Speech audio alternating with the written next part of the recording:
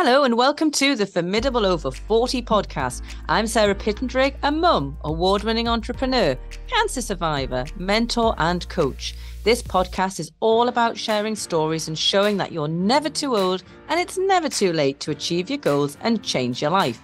On this episode, I'm delighted to be joined by photographer Di Jones, who specialises in commercial photography for infrastructure, construction, manufacturing and engineering, architecture and interiors. Di has over 37 years of experience in the construction industry and pulls through this knowledge and experience into the industry she covers with her photography. The pride in Di's photography shines through, noticing every detail as if the subject she's photographing is something she has designed herself. What makes Di different is she gives a competitive advantage by promoting the importance of having relevant keywords and taglines built into every image. She's a self-confessed pixels addict, an advocate of alt text. So let's get stuck into this episode of the Formidable Over 40 podcast to hear more about Di and the incredible moments she's captured with her camera. So hi Di, it is wonderful to have you with me here this morning. How are you? Ah, yes, it's really lovely to be here, and the sun's shining as well. It's absolutely glorious, and that was an amazing introduction. So thank you very much for that. I feel really proud sat here. And so you should. Absolutely. So just for the listeners who may not know of you from LinkedIn or from your photography, tell them a little bit about yourself. Right, well, I live in the country in the High Peak in the Peak District. I've lived here for 6 years, having lived in Cheshire for 50 years of my life. I packed up home and I moved here in a little rented place, which is absolutely beautiful. But I left my home and everything that I had at home, where I lived before, to live my dream. And that was to be in the country with my camera, photographing the gorgeous scenery that's around me, because it's the photography and being in outdoors that gives me my freedom and the life that I want to live. Mm. So I gave up quite a lot to actually have nothing but have everything. And that's definitely something that we're going to talk about, aren't we? Yeah. Further on in the interview. So the purpose of Formidable Over 40 for me is very much about championing the midlife woman who has given all to everybody. And she might just be sat there on the sidelines thinking, now what? On the crossroads of, gosh, what am I going to do? What am I all about? And feeling stuck. So what does a formidable over 40 woman look like? And what can someone who is sat on the sidelines or feels as if they're sat on the sidelines of life do to step into their power, to live their purpose, and to feel like they're formidable over 40? Um, for me, I think you need to challenge the person that you are and stop listening to everybody around you and step into the person that you are and you want to be. I think we can all be in this situation where we've been a mum, a wife, a sister, a daughter all our lives and given everything to them. I know that I certainly have. Yeah. But I forgot about who I was, and I've always played it small. Mm. I could have done so much more with my life and so much more with my career had I played it a little bit bigger. Mm. And I think we need to take a step back and be formidable and just push through. I'm a very resilient. I've always run my own businesses, ever from being very, very small. Mm. And I wished I'd made more of an effort to be heard. Mm. And I think we need to actually make ourselves be heard. Don't be afraid that people won't like you, which is very good coming from me, because you know what I'm like. But my safe place and the place I love to be more than anything is LinkedIn. Mm. Getting my face out there and being on video is another thing, but that's why I love the photography, because I can hide behind the camera. But I think being formidable over 40 is taking charge of who you are Mm. and stepping up to being the person that you can be, that you don't think you can be. Mm. Get what I mean? And Yeah. I think that's really important to everybody growing up. I was to tell my 15, 16-year-old self, I would say, don't listen to everybody that's around you and support yourself. Surround yourself with people that will support you. Yeah. And people that will lift you up. Yeah. Yeah. And that's interesting because we're going to come to that question about, so Di, who was 15, to die today. Yeah. What were the goals and the aspirations of and who was Di when she was 15? And then would you share your journey through to where to are you comfortable to share your journey of where you are today from? Yeah, of course I am, yes. Yeah. Going to your question of my 15-year-old self, gosh, well, that question fills me with dread. It actually makes me feel quite sick because it takes me back to a very dark time in my life. There was a lot going on at home that wasn't particularly pleasant. I've been through a really tough time when I was 11. I was the youngest of 5, and my brothers and sisters were getting on with their lives like you actually do at that age, but I was left behind.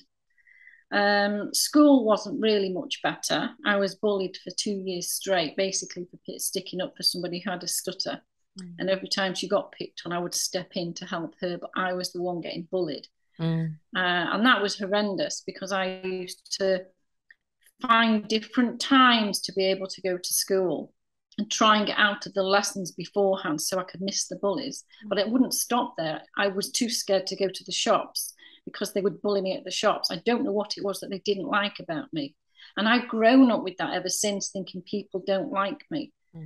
And it's only now I've got a therapist that's helping me through, because being on LinkedIn actually helps me to realize people do like me. And I've actually started writing a book that has all the lovely comments that people say about me and my photography and about me as a person. And I think it's really helping me, and I think it could help other people, is to have a book and write all the lovely things that people say about you wherever you go and whatever you do. When you're having a down day, actually have a look at that book and think, gosh, well, yeah, people do like me. What a wonderful idea. Yeah. With the things that are at home, I didn't actually have anyone to turn to. The only thing that actually kept me going was work. I've always worked ever since I was being 12, 13. I worked in a restaurant with my mum, waiting on. But I did have 2 jobs, which I absolutely loved. One was working in a news agent as an assistant, and the couple there that owned it, they made me feel like I was wanted. So I used to love going in. So I worked all day Saturday and used to stay late and go in early Sunday morning to actually get the papers prepared. So you can imagine how early I had to be up for that. Yeah. And then Sunday afternoon, I would come home and I would go and collect is what they used to call cancer coupons. So it would people in specific houses around my area had cancer coupons, and I would go around and collect money for cancer.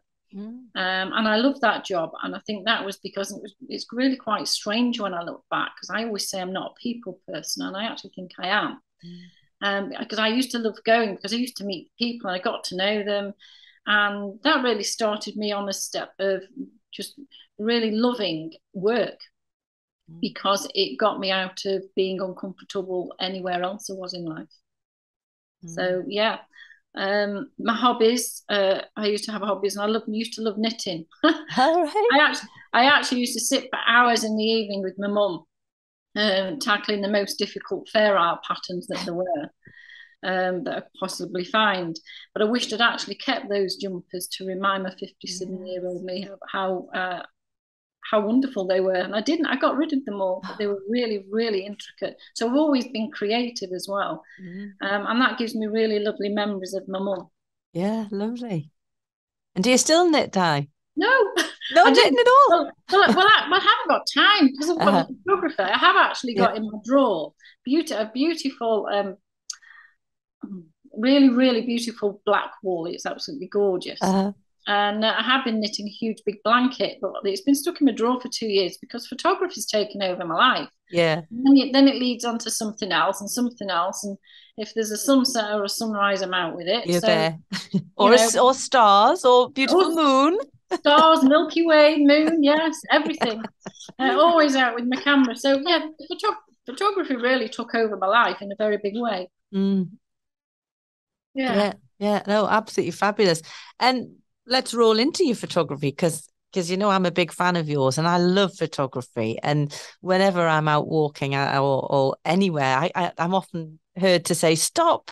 I want to take a photo," and I take photos on my phone and I love, you know, as they say, it's just something, isn't it? It's such a wonderful hobby to have. So tell us about your photography business and what was the story about you getting into photography? How did you get into it? What were you doing something before that linked into it, or how did it happen? No, photography found me really. Mm, I was busy being an interior designer. I was doing lots of interior designs for high-end clients. I've been an interior designer for 29 years. I've only just recently given it up. I've got to make way for the photography. mm, And but it was be safe to say that the photography actually saved my life. Again, another period of my life where I was going through a really tough time. mm, I'd gone through a difficult split with my husband. Both children had left to go to uni. I was recovering from a C5 disc removal that caused pressure on my spine mm, and left me partially paralysed down my left-hand side. That was a massive, massive operation. So we're still getting over that. So I was lost. mm, I was just absolutely lost. I had the typical empty nest syndrome that many mm, of us have. mm. And I was going through the menopause. At 40, I had a hysterectomy. So I was going through that early as well. Yeah. And I was suddenly find myself single fighting to keep a roof over my head because I'd lost everything. Mm, So my ex-husband had personally gone bankrupt and we basically lost everything we ever worked for. mm, Hence why I'm still renting today. mm, It wasn't a good time and I was lost in a world that I never really thought I fitted in, but I now didn't fit in it at all. mm, mm, So for me, it was, well, what do I do? Other than work, I love my job as a high-end interior designer. But one of the turning points in my life was actually Christmas Day. My first husband, with the children, we always kept a routine. Every Christmas Day, they'd go to the dad one year and stay with me this year and then swap on Boxing Day. So it was their turn to go to their father. And it found myself on my own on Christmas Day. And it was just so difficult for me because I was always the hostess was the mostess. What people don't know about me is I absolutely love cooking. mm. And I love cooking for big parties and I make all the food myself and make everything from scratch. But it's not something I actually talk about very often because I'm talking about photography all the time. So so not having a house full of people cooking Christmas dinner and everyone playing games into the evening, I find yourself on your own. It's like, Mm, what? Where has my life gone? How have I ended up here? You know, mhm, that particular day, I sat and had a Greek salad for my lunch. mm, And I suddenly thought, what the hell am I doing? mhm, And it was either fight or flight. It was either do or die. mm, Literally that. mhm, I was so low and I wouldn't talk to anybody. I still had loads of stuff hanging over me from my mum dying and being abused and one thing and another. mm, And on that particular day, I went onto the internet and there was a thing came up. It was called Large Outdoors. And they were a group of people that would go on little trips away. So I booked the trip. It was to go on near my birthday in January. A group of people in Snowdonia in a hostel with people I'd actually never met before. mm, Um, at the time, I'd never stopped in anything less than a 4-star hotel. I hated driving only because I was told I couldn't drive, and so it goes on the mm. limiting beliefs. Yeah, yeah. I was scared of the dark, and I hated mixing with people. And I Oh, wanted to go on this holiday, that was it. That was a good move. and it was like, what have I done? So the children got home and I told them, and they had bets on that I wouldn't actually turn, I wouldn't actually go. Yeah, But I was determined I would actually go, and I'm definitely going. I mean, this is the person that wouldn't even go to the pub with a sister, I just wouldn't go anywhere. yeah. And I decided I'd go. And you know what? I went. Mm, And good it for was you. the most amazing, exhilarating time. And I just realized there was a whole bunch of people that actually liked me. Yeah. and I really enjoyed it. Apart from the fact that we went up to Glitter 4 and we went up on something called Devil's Kitchen. I'm really scared of heights. Yeah. They told me it was a really easy climb, and for me, it actually wasn't. So when we got to the top, I just about managed to get to the top without crying. Get to the top and said, when we get to the top, it's easy going down the other way. And I thought, oh, thank goodness for that. But the clouds came in, the wind came up. Actually, someone actually got blown partly off it, not from our group, from somebody else's. And we had to literally on our knees, join together in threes, and literally walk on our knees because the fog was so bad. And I'm thinking, how am I going to get down that way? I've just come back up. Yeah. And it took four guys, and we were the last home. It took 4 guys to get me down. I was so scared. And it got to one little bit where there was a big stream, and it just literally went vertical. And they wanted me to jump over it. I was scared enough the first time going up, and I just went, no, I'm not doing it. I'm going down the long way. You please yourselves. I'm not doing it. And they were all really, really good, and they actually all really followed me.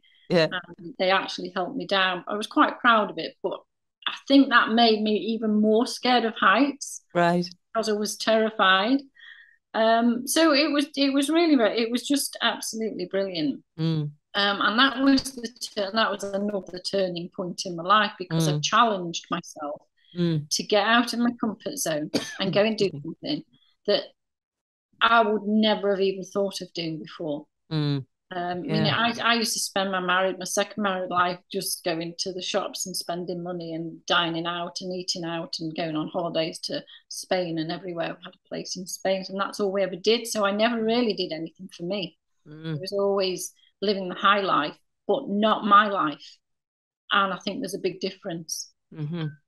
There's a huge difference, isn't there? Because it's kind of, as you say, you're not really living your purpose. It's nearly being a someone's rather than being a someone, isn't it? That's right. Yes. Yeah. So going back to the journey, how I got into the photography, I then did loads of walks with this group of people, and then they said, come on the Yorkshire 3-Peak Challenge with us. Yeah, I'll come on that one.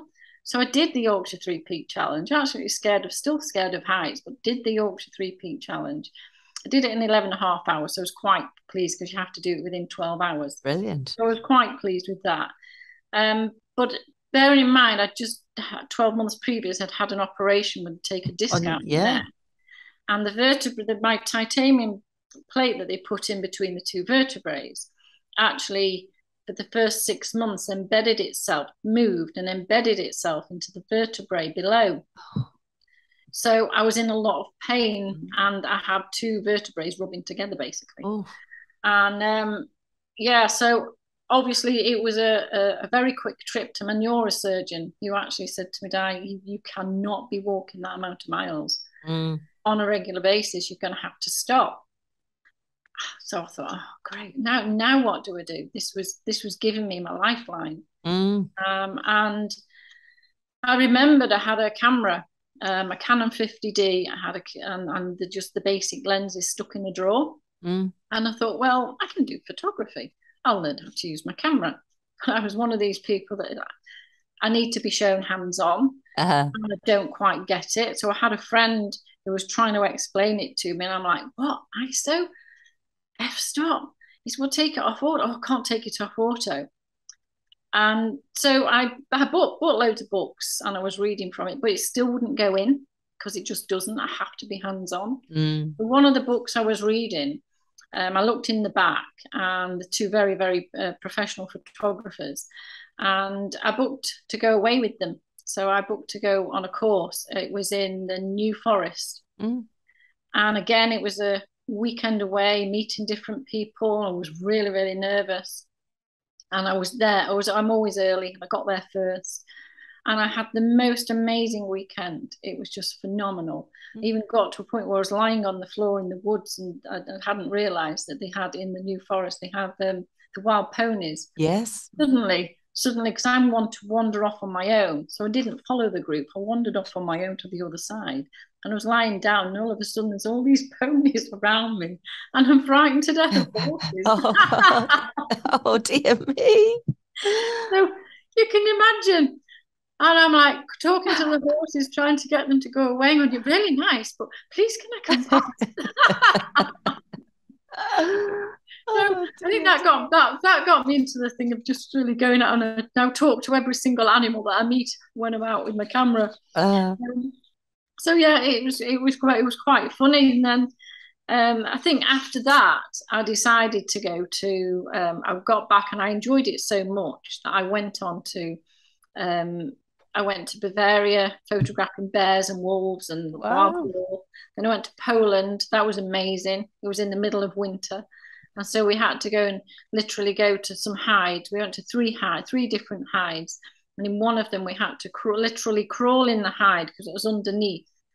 And we were photographing eagles. Oh, And amazing. oh, it was absolutely amazing. But you had to stay. And I was with two guys, and it was only a two-man hut, but there was three of us in it. So there was two guys and me, and you weren't allowed out for 10 hours Oh, because you can't distract the eagles. You can't yeah, frighten them away. So you can imagine when I wanted to go to the loo, it was pretty damn difficult. I'm sure. Goodness me. So, but that was again an amazing experience. Then I did the Slovakian mountains, Gosh. which was absolutely amazing. And we actually did that at night time, so it was a nighttime walk. Mm, So it was very on the way back down again, scared of the dark and heights. mm. The poor guy that was leading us, his hand must have been dropping off by the time we got back down because I wouldn't let go of it. Hanging on for but, grim death. but I don't let things stop me just because I'm No. frightened of it. There's always a way. Yes. There's always a way of getting around with it. And poor some guy gets stuck with me. Because that's what I was going to say. Because, like you've said there, each of those things you've done, you were very nervous Mm, before you did them, yeah, but you still did them. yeah, And, there's a lot of people are held back by the fear. And it's like, what if though? But what if? And, you know, there's a danger that some people might never realize their potential because they're not prepared to step out of their comfort zone. yes, And that is a real shame, isn't it? I mean, yeah. that has got to be one of the saddest things, hasn't it? So Mm. what was it, do you think? I mean, I know you've said you just do it anyway, but what advice would you give to these people? That they're sitting there and they listen to this inspirational story and these wonderful experiences and places you've been, and they're thinking, God, that sounds amazing. I know I am. I'm sat here thinking, God, Yeah. that sounds amazing, but that would terrify me. Mm. What advice can you give us to push out of that comfort zone, to overcome the fear and enjoy these wonderful things that you've done? Do something a step at a time. So after I did all that, I realized I couldn't keep going on these big trips away. Mm. And I didn't want to be held again. I didn't want to be held back by going on trips and relying on somebody else. I didn't want to rely on somebody else. I wanted to do it on my own. So I would say go in small steps. Of course, I'm really frightened of the dark. I couldn't even walk to my car without being scared. Mm. Where I lived, I had the electric gates, and you had to wait for the gates. You had to sit in the car, and it was just really, really scary to actually be able to do that. So it took me probably 2 weeks to walk from my front door to my car with all my camera gear. Mm. And then I went one step further and I would drive to the location I wanted to do a sunrise. Of course, it's dark when you want to do a sunrise. What the place you need to get at is going to be dark before you get Mm. there. Mm. And I actually went to this location. It's Teg's Nose in Macclesfield. And I actually go to this location and I went probably about 10 times before I actually did it. So I'd sit in my car and I'd have a coffee and I'd sit there and I'd give myself a good telling off. I'd obviously cry on the way home because I'd not actually done it. But I wanted to do sunrises on my own. I didn't want to be limited. Mm. So I just kept going and going and going. And I'd get out of the car, put the backpack on my bag, and I'd walk a little bit, and then I'd get back in my car and I'd go home, and then I'd try it again the next day. And eventually I just thought, just do it, just do Mm. it. And so I did it. And it was just amazing. I stood there and I watched the sunrise and I thought, wow, Yeah. this is amazing. And my fear, I realized where my fear came from. When I was attacked and abused, Right. I was away from home and it was a stranger. and it was just in a really weird location, and lots of places where you go with your photography in the Peak District or anywhere. The remote locations. And I was so proud, and it was just so amazing. It was just amazing. And so I went from that step, going to another step and another step and another step. So I just started going further places, going to more places, going to places where you know. If it's not photography you want to do, it's just taking the small steps. So if you want to go to a networking event and you're too scared to go, get somebody to go with you. The next time, go on your own. If you don't like it when you're there, walk out of the door. Nobody's forcing you to do anything. But if you want to progress in life, you can't sit back and wait for somebody to come and rescue you.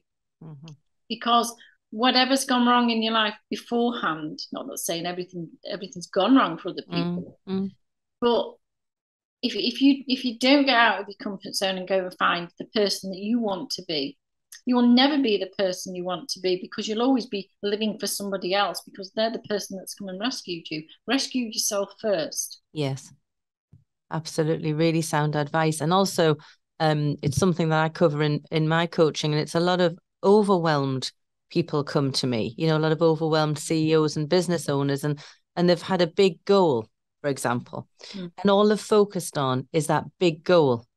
So rather than breaking it down into small steps and appreciating what they've actually done on the smaller scale, that little step, they just keep focusing on the big goal, and it seems so far away. And it's as if I nearly say it's like pushing it uphill, isn't it? Yeah. Whereas if you can break down into small goals and acknowledge every win, it's building confidence. It's you're seeing and acknowledging your achievements, and before you know it, the goal's actually rolling down to meet you, isn't it? Yeah, it is. And that goes with that's gone with everything I've absolutely ever done. From photography, building the business up, writing my courses, which we'll go on to later. It's just having the courage to go and just be the person you want to be, but don't listen to anybody else. Listen to your own gut and your own feelings. And if something doesn't feel right, don't do it. And it's being in touch with who you are as a person, but don't sit by the wayside. I know way too many people that don't have a life. They go to work, they come home, and they don't do anything. They say, well, I'm bored. And I'm like, how can you be bored with there's a wonderful world out there waiting to be explored. Go and explore it. Find your thing. Do something. There's always something that you can find to do that you'll love. Being choked by fear, possibly, and self-limiting beliefs, and maybe a little bit of lethargy on their side as well, of not maybe being responsible for their happiness, because that is something we've got to be, haven't we? We can't keep blaming other people for us not being happy. Because that's kind of a get out card, isn't it? We've got to take responsibility for ourselves, and it sounds a lot easier said than done if you're in a situation that's where you may feel trapped and controlled or whatever, but you've got to put that stake in the ground, haven't you, and be responsible. Would you agree with that, Di? Absolutely. I just think we've all got choices. And when I hit a crossroads, I think, okay, now you've got a choice. You either go out and you do it or you don't. Or if I'm feeling a bit flat, and you think, okay, well, I'm not using the word bored, because there's so much I can actually go and do. I think a lot of the time for me, it's overwhelming. Do I do this, or do I do that, or do I do the other? But when I take myself out and going out with my camera, I come back to being me. Because that's where I find my happy place. And I think you need to find your happy place, wherever that is. If it's going to a spa, if it's going for a swim, if it's going for a walk, if it's climbing, or just find something. My daughter recently put a photograph on. I think I put it on LinkedIn yesterday. It scares the hell out of me, which is way up high in the trees. And she goes climbing and abseiling. She was absolutely scared to death of climbing. Started off watching her boyfriend bouldering. Right. And he had a go. And then they decided to do the climbing on a climbing wall indoors. Then they decided to do a little climbing outdoors. And I remember the last time I was with her, she said, oh, I'll never do the big climbs. No, it's not for me. And here she is now wanting to take her climbing exam so they can actually go travel the world teaching people to climb. Oh, how fantastic. That is taking tiny, tiny steps of something you're absolutely scared of. So Yeah. there's another example. Yeah, Is absolutely. to step into that fear and go and do what it is that you want to do. So tell me, Di, the gap then from where we've changed photography from being your hobby Yes. to your profession. How did how did that happen? How did that Ah, evolve? right. Well, first of all, it was obviously all my interiors. I Mm, did hire a photographer to do some of my photography for me, and neither me or my client was happy with it because it mm, didn't resonate with my style. So I had the camera, I had all the gear. And by this time, I actually went and bought. I realized when I was out on these trips that I'd gone to that my camera wasn't good enough for me mm, because I am a perfectionist. And if I'm doing anything, I do it at 100% and it mm, has to be proper. So I went out and bought, I invested in a Canon 5D Mark III, all the specialist lenses, which cost an absolute fortune, and the filters and everything else that I needed for what I needed at the time. Obviously, you build on it as you grow. And so I was doing all my interior photography, and then people were seeing that. And so somebody else wanted some interior photography. So I was doing lots of interior photography for high end interior designers, for a kitchen company. And then I was also doing their marketing for them. So I was doing their LinkedIn and Instagram for them. And this is going back about 5 or 6 years, 5 or 6 years ago. So I was using all that at the time for their work. mm, And then a friend of mine in the village was moving and he said to me, would you mind doing our, we've had the photography done and it's absolutely dire. We're not going to sell the house as it is. Would you mind doing our photography? And I will give you some um, um, business coaching. mm, He's a very high-end business coach. And I said, you know, that's absolutely brilliant. Yeah, let's do it. And he changed the way I was pricing. mm. So he was saying, okay, well, where do you want to go? And I said, well, I can work all these days and I can charge that. And he went, you're selling yourself too short. Why are you not charging properly? And so we sat back and we worked where I wanted to be, working back, taking a few days out a week so I can breathe a little bit Mm. and do the editing and do the marketing because I forgot I had to do all that as well and take some time off. And we came back at a price. And I thought, oh, no one will ever pay me that. Never in a million years. Yeah, And I'm getting double and treble now brilliant. because, again, I stepped in out of my comfort zone. I started, and of course, we then talked about what he realized that when I was talking, what lit me up. Mm, And lighting me up was obviously my hobby is still landscape and wildlife photography. mm, But what lit me up was roadworks, infrastructure, market engineering, sparks flying, literally photographing people at work. So really anybody that works at work. mm. One thing was I always wanted to do roadworks and I never really knew how to get into it. And it was only being on LinkedIn and posting it consistently. And they were only my landscape photographs. So for 12 months, I'd connected with one of my clients, would connected, who's my client now, we'd Mm, connected, and he'd been following me for 12 months, mm. liking quite a lot of my posts because you can check who's following you, Yeah, what yeah. companies are following you. So I knew Mm, they were. mm. So they were really only mainly my landscape photography because obviously I wasn't doing any of the roadworks at the time. Yeah. And he then in January 2020, he contacted me and said, would you do some photography in Yorkshire for us? Mm, Then it happened to be in the lockdown. mm-hmm. And I went on that shoot and it was just absolutely, oh my gosh, I was like dancing. I was just like giddy as a kid. And I was in my all my orange gear. I looked like an orange running up the road. It was just amazing. And oh, it was just amazing just to capture people at work to be. And I think what it was for me is there was probably about 30, 40 guys there. I can't remember how many. And me. Mm, And as I arrived, it was it was in Yorkshire, so it was very misty. mm. And so the roads, we knew that they couldn't lay the surface because the road was slightly damp. And I said, well, if you think I'm sitting around waiting here, let you go over there and you go over there. let's just take some photographs. Let's make the most of this opportunity. And then, of course, it got dry. And by this time, the guys were just in their element and they were real giddy, and as giddy as probably I was. And so it was literally about a 2.5 mile road. And I actually got in front of the truck that was laying the road. And they were in concession, so you can't stop. And I was literally getting right in front of them, laying down on the floor with my camera. I've got my chaperone thinking, oh my gosh, what's happening? It's going to get squashed. You have to have a chaperone. And I get it so the picture was perfect and get up quickly and run. But at this time, I had a 15-kilogram backpack on with all my gear on. I had a camera over my shoulder and I had another camera on my tripod. And I loved it. Yeah. Absolutely loved it. And since then, I've been working with them now since March 2020, and I've done they've been my main client this year. Fantastic. Yeah, it's fantastic. So I was going to say, what is your why? That was my next question. And what drives you?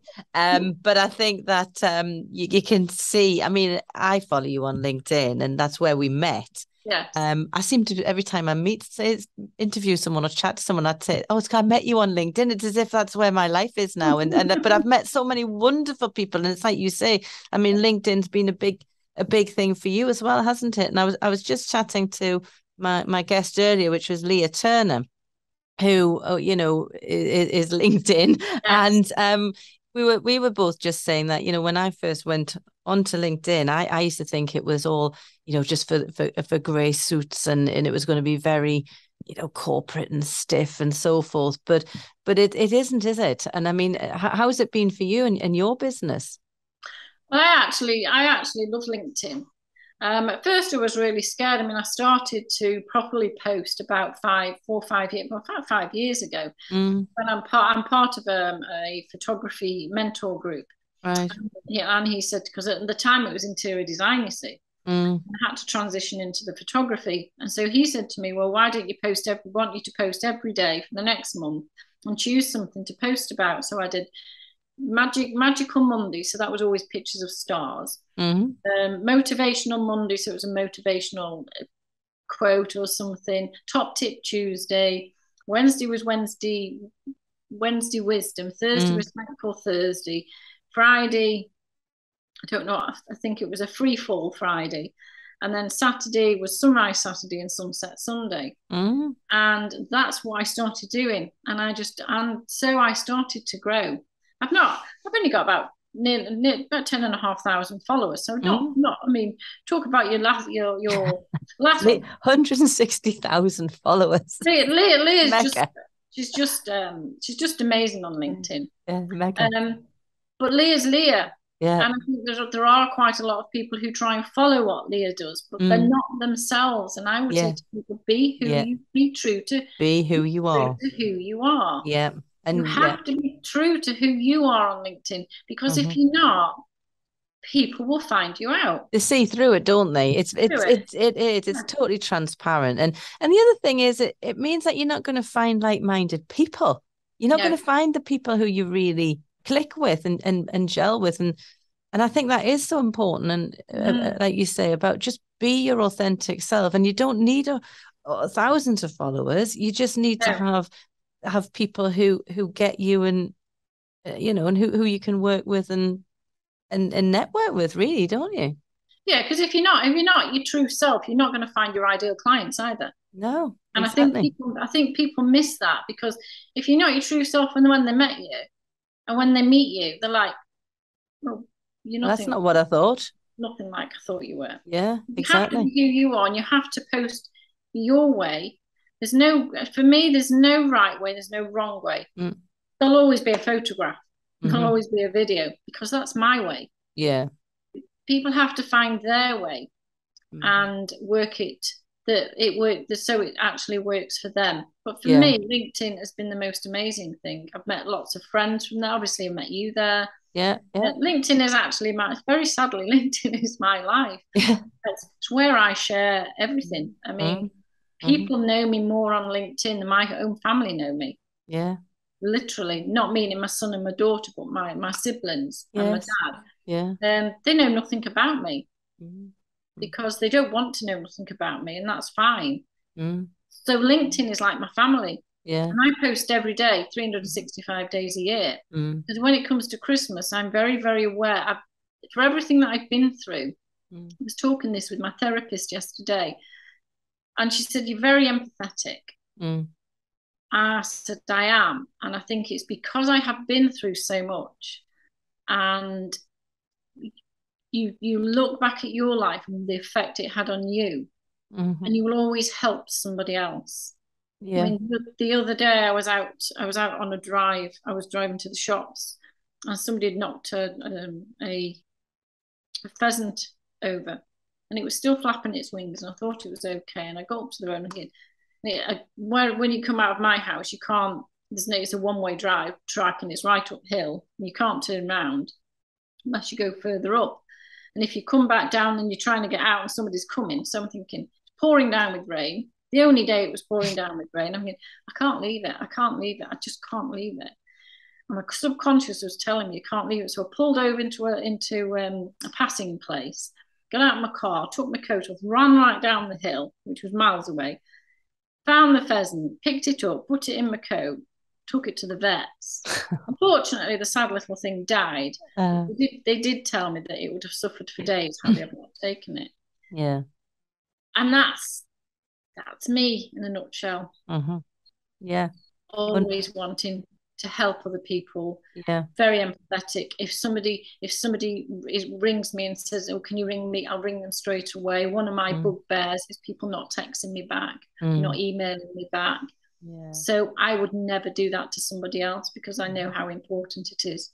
Yeah. So having that, going through so much and having all of that empathy, but that doesn't mean I'm a walkover. Yeah, exactly. It's two different things. Yeah, absolutely. And so I want to come on to the next stage in your business, because you've got some really exciting things coming up. So would you like to share what it is that you're up to? Yes. Now, this is me really stepping out of my comfort zone, but I'm actually going to do it anyway. I've been planning to do it for 2 years. I've sat at YouTube, I've looked at YouTube, I've done on courses galore. And I've just thought, I've got to do this. It's now or never. So I'm actually writing, there's going to be 3 courses to start with. The first course, and they're going to be online courses on Kajabi. The first course is going to be on what camera should I buy? It's the one question that people ask me, and it's not always about the camera. It's about what photographs you want, whether you need a tripod, what computer you have. Because if you're buying a camera that's got megapixels is what people go for, and you get your camera back and you can't upload your images onto the right computer because you haven't got the computers, the space, the disk space on it.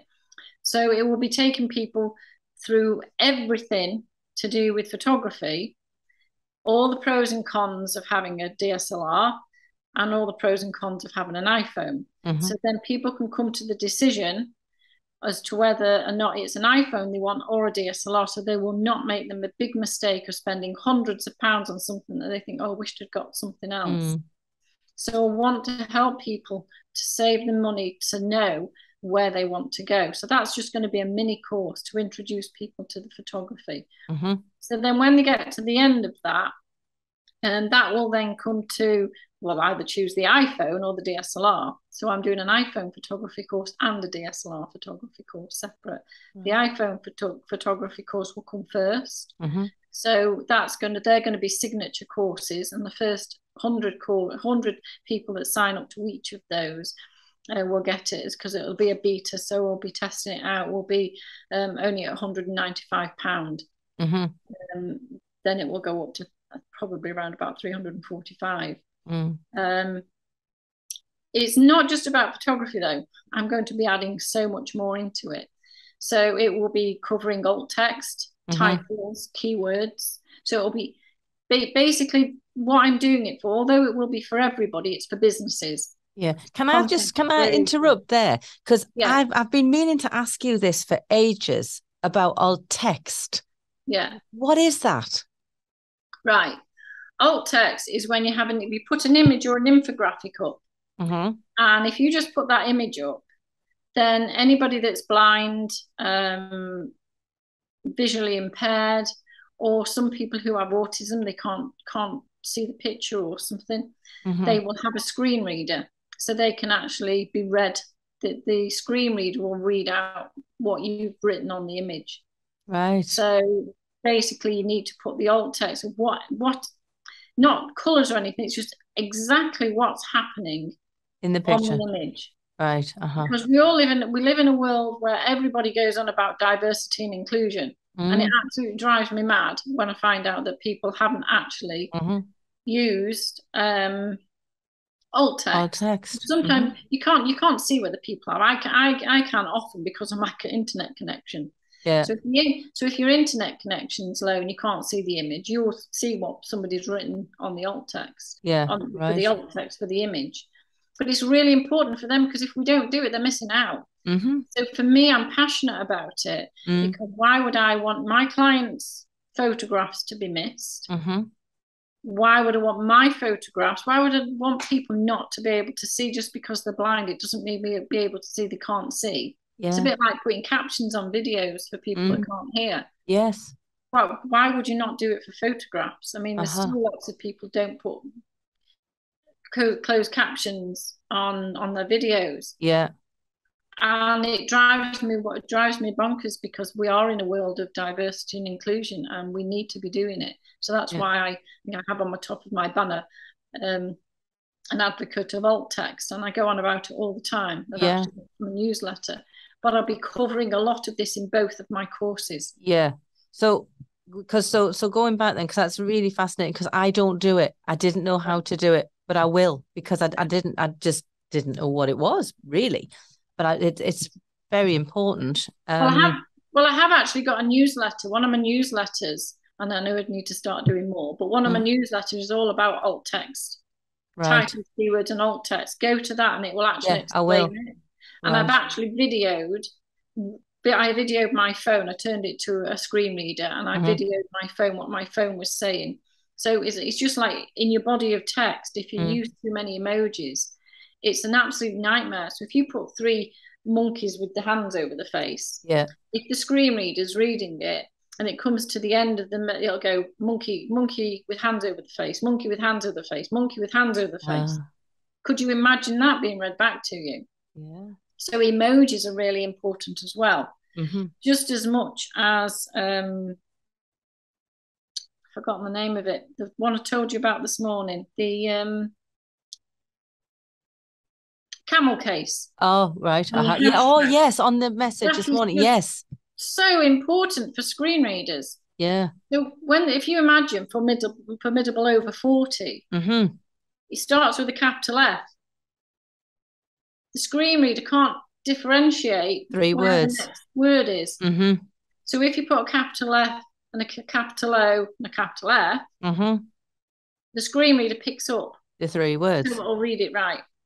Why LinkedIn actually don't change it, or any of the social media don't have it that way, I'm not really sure, because they should. But I suppose it's up to the person that's doing it where the differentiation of letters are. Yeah. Well, I got that one this morning, so thank you. And you will see now, moving forward, I will be using camel case from now on. I will be doing it. You can check and give me a little tick and a little star.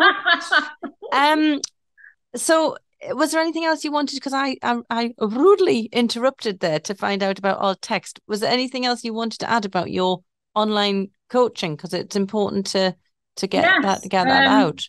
And at the end of that, a lot of people don't know this, but I actually, in my time, only recently stopped teach LinkedIn. Right. I don't shout about it because I want people to know me for photography. And I think you have to have that niche, don't you? But I want to carry that forward into this is where my USP is going to be, that I want to help people with the creation for the content creation with photography, video, because I'll be covering video, how to do the videos. It'll be just covering absolutely everything. I'm just about to write the sales pages. But there will be a freebie, which will be a mini LinkedIn course, just the basics of how to get everything right, make sure that everything's right on your profile. Mm-hmm. Then the basics of making sure that your images actually get seen and you're writing your body text properly. There's lots of LinkedIn trainers out there. Leah Turner obviously is one. Mm-hmm. And there's lots of others out there that you can go to. That's not where I want my expertise to be. But this is a really good opportunity. So people, when they get to the end of the course and they've got their images, I want them to know how to use them properly. Yes. Yeah, absolutely. And then there'll be ebooks and lots of other things as well. So the 2 courses, the what camera to buy and the iPhone course, keeping my fingers crossed I work hard enough, will be out before Christmas. Brilliant. The other one I'll be concentrating on after Christmas. I think once I've got used to Kajabi and how to write sales pages, because I'm doing all of this on my own, I have no one helping me. Yeah, and I've got to run the business. I think once I've got people involved in this, once I've done one of them, at least then the rest becomes a little bit easier, and then the more money comes in, you can start getting people in to help you. Yeah, and you're a perfect example of that. You're never too old, and it's never too late to design that life you love and to learn, new experiences. And you're going out there and you're learning to do something completely new. You're putting on a new link to your business and another incremental revenue stream to what you're doing. And you're constantly growing. And so that is a wonderful message to anybody in midlife who's sitting there thinking, well, it's too late for me. It's not too late, is it? And that's the message. There's one question I've got to ask you, because I would really love to know, you behind the lens, you must have seen some fantastic things. You must have captured some fantastic, images. What would you say has been a real standout moment for you behind the lens? But there's so many, is there? There was one time when I was, they all are. For all my clients, doing the spa, photographing the spas, being on the photograph, shadowing the Channel 5, doing the hot tub Brits was just amazing. They actually used some of my footage, my video footage on the programme, which was fantastic. I loved that. Working with Eurovia and the Ringway Jacobs, the Eurovia group is always just magnificent. I love it. Yeah. And I get giddy any photography shoot that I do. But if I was to choose one, it would be I was out in the middle of the field at 2:00 in the morning, and the stars were just phenomenal, and I could actually see with my eyes the Milky Way. And I did obviously photograph the Milky Way. That is one of my favourite photographs. And then there was another nighttime photo shoot in the middle of the night when we had, I've forgotten what it was now, but there was a phenomenon that was going on. I went out to photograph and I got it, and it was just absolutely amazing. So photographing stars and being out in the middle of the night when it's just completely silent. I didn't go on my own. Somebody was with me. I was scared of having somebody with me. But again, I don't stop it. Didn't stop you though, did it? It didn't stop you. I'm sure I live with my heart in my mouth half my life. But at least the key thing is you're living, and that's the thing. I am. I'm scared to death. I put it on one of my LinkedIn posts yesterday. I'm scared to death of this course. I'm scared that people won't like it. They won't do it. I won't sell it. But I mean, I think you put on your post this morning. You've got Lucy on later as well. Yeah. Lucy's doing a masterclass on Thursday, and I'm going into that, and I'll probably end up working with Lucy. Yeah, because she's amazing. Yeah, and she's made her dream her reality. And we can all make our dream a reality, but it isn't easy. No, it isn't easy. It is hard work. People think Leah has come from nowhere and gone. Well, she has come from nowhere and made it happen. But she's worked really, really hard at it. Yeah. Nothing comes easy. If you're not prepared to put the hours in, then don't be prepared to get the result, because you won't get the result. And half of this, most of the time, has to come from. It has to come in your spare time. Yeah. Because I've got a business to run. Other people that Lucy and Leah have got children. And, but we find the time to make it happen. Yeah, And absolutely. it's about making the time. Stop having excuses and make it happen. Committing to your Committing. future. Yes. That's it. And Yes. there's no point in just sitting there and moaning, because you're right. No one's coming to save you. You've got to be responsible for your own happiness, because blaming other people is just stagnating your progress. You ain't going to get anywhere. Yeah, nothing's going to change if you don't change. Now, we're coming to the end now, and I always ask my guests if they would pay forward some advice. Yeah. So what I'd like to ask you is, what is the biggest piece of advice you would give to people embarking on a journey of reinvention or finding a new direction post 40? Right. I would say if you have an idea, follow your heart. Follow your gut, because your mind will talk you out of it. Stop listening to people that aren't backing you, and be true to who you are and do what you want. I have so many people, so many friends that are not living their true purpose because they're living for somebody else, whether it's for their husband, their children, or whoever it is, or they're just too scared to do it. But be you and be who you want to be. But be authentic with it. And I think you can't sit back and blame that your life has gone wrong in any way whatsoever if you're not prepared to put yourself out there and take risks. Gosh, since photography, I take that many risks, because if you don't take risks, you're not going to get the images.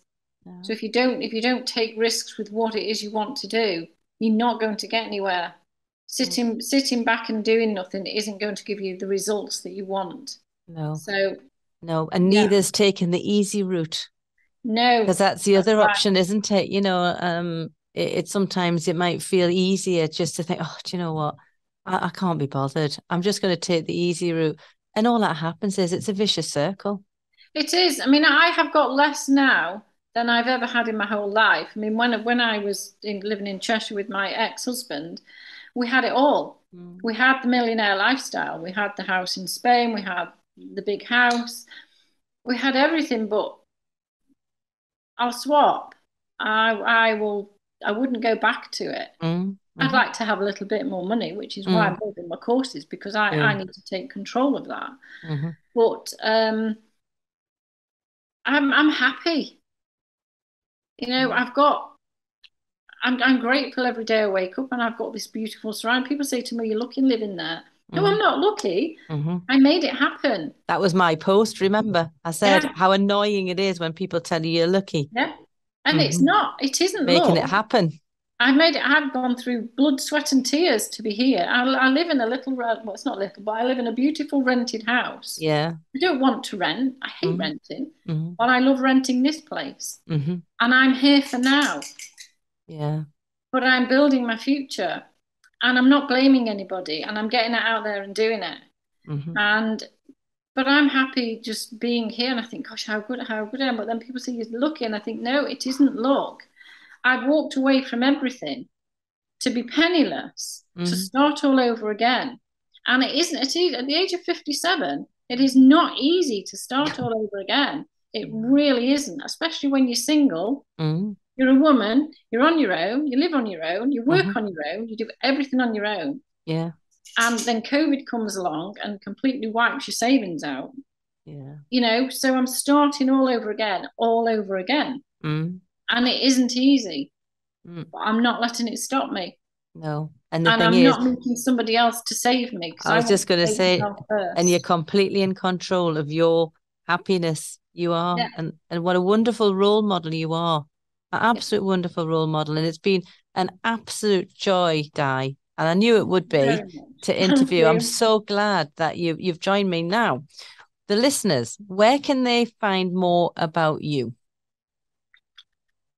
Mainly on LinkedIn at the moment. Mm-hmm. I do have a website which is still being upgraded, but they can find a lot of stuff on the website, which is www.dijonesphotography.co.uk.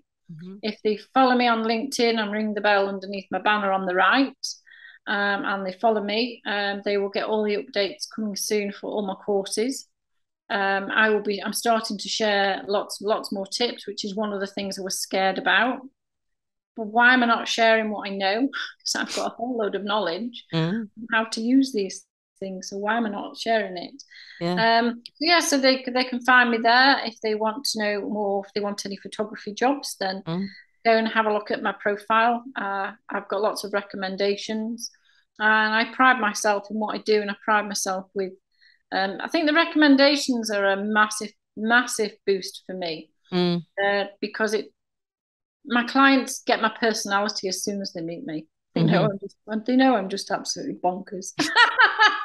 Bonkers is good. When you're jumping up and down when you've got a photograph and you go, yes, oh my God, look at that. Then they know they've got the right person working for them. That's called passion. That's called passion. It is, yes. Yeah, and that is a wonderful thing to have in what you do. Well, all it leaves me now to do is to thank you all for listening to the Formidable Over 40 podcast. And thank you so much, Di, for joining us and sharing your advice. You can find more information about the things we've discussed on this episode in the show notes. Make sure you subscribe to the podcast so you don't miss out on future episodes. And please do share this podcast with anyone you think will enjoy it or needs it.